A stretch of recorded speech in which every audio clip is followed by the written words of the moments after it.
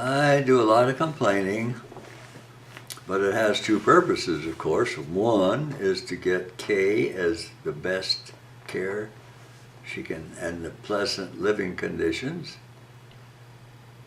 And two, to let the personnel know, what needs to be fixed.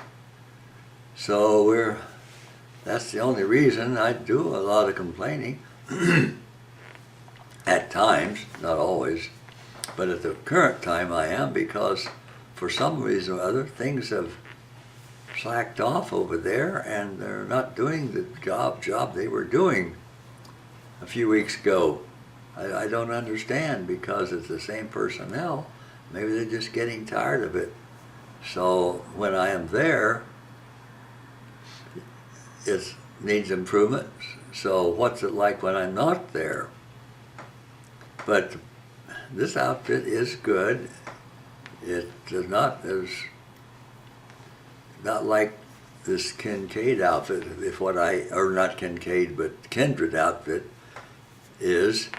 Had a bus driver one time while he was waiting for a passenger or something, we were talking, and he said that when he goes to other facilities like this, he notices on the board how many people are working there, you're in and out type of thing.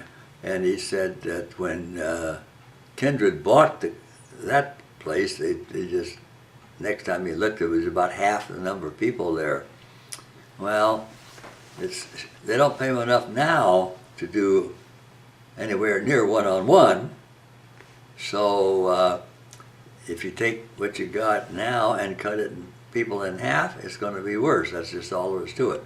So it takes someone who is there and constantly observing to see that things are the best they can be for the person that you're paying for there. But all in all, this is one of the better places, and it's going to be better if I can make it any better. They probably get tired of me talking to them, but, well, that's just the way it is. Anything for Kay, that's the way she treated me all my life. I suspect I'm a pain to the workers there, but someone's got to keep them in shape. If they want to have a first-class institution, they're going to have to take, these are things that amount to makes it the first class. Not all the hype you can teach these caregivers to give the visitors. It took forever to get to see Kay today. I didn't get to till 9:20.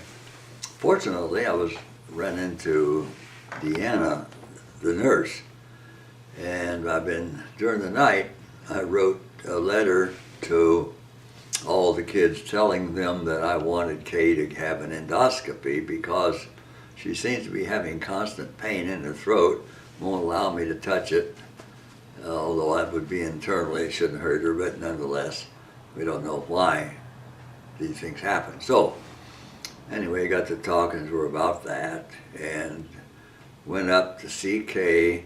She didn't want me to touch her throat, although she didn't seem to be in a lot of distress. And it's so hard to get a pill down her that I decided not to ask for a pill, although she might have had some pain. So I took her to her room, as there wasn't a lot of time left, and I stayed there the remaining half hour or so until it was time to come home. I have been battling with them over there at Cascade to keep the place livable.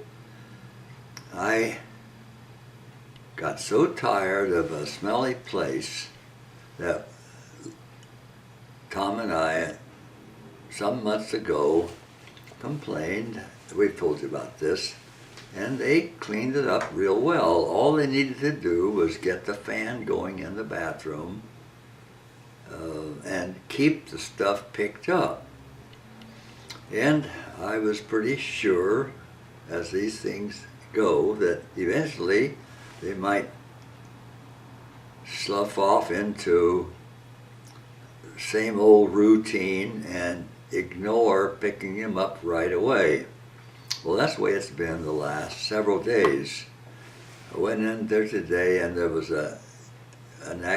somebody that had been removed during taking care of one of the patients, and it wasn't in itself, wasn't seriously soiled, but it was enough in that closed space to make it where you and I would not live in it, you know. So I figured that they're entitled to the same thing. So I called Manchuva, or I think that was the one, and had him pick it up. Well, the problem now is the soiled material has stayed in the basket, which is lined with a plastic bag, but they didn't take the plastic bag too, and as a result, the plastic bag smells, so therefore, with that small enclosed space, it smells bad. So from just the contamination of the bag. Now I can't understand how caregivers can walk in a place like that with the smell that bad and not decide to look to something to take out. So anyway, I called for Manchuva to come in and get rid of it. So I mentioned this to Deanna, but this part of the operation hasn't been brought to her attention. That I thought the nurses were ahead of that thing, and during the time when the bosses aren't there, so they're supposed to look around and see when these things are going on, but apparently not.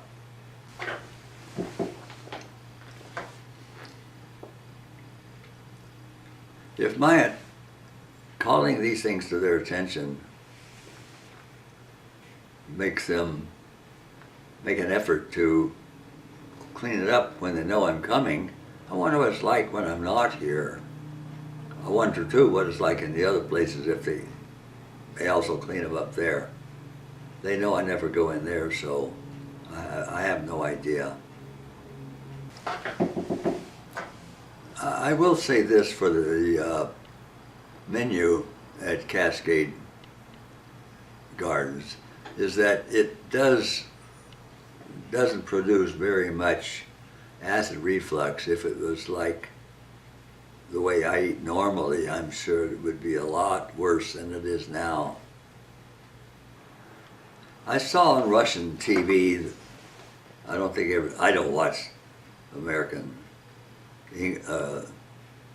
news anyway, but they were showing how Christians are being murdered, beheaded, driven out of their traditional places where they lived for 2,000 years. And what gets me is our churches say absolutely nothing to protest this. I guess they are so frightened about losing their tax-exempt status that means more than commenting or against this, protesting against this tragedy going on in the Middle East. But all they do is they'll stand against one clerk in Kentucky who believes something. So they'll jump on her, which don't they know that the Bible says if you follow Christ, the world is going to persecute you? Didn't he say, the world will persecute you for my name's sake? but they certainly don't persecute the church in this country. Does the church stand for anything?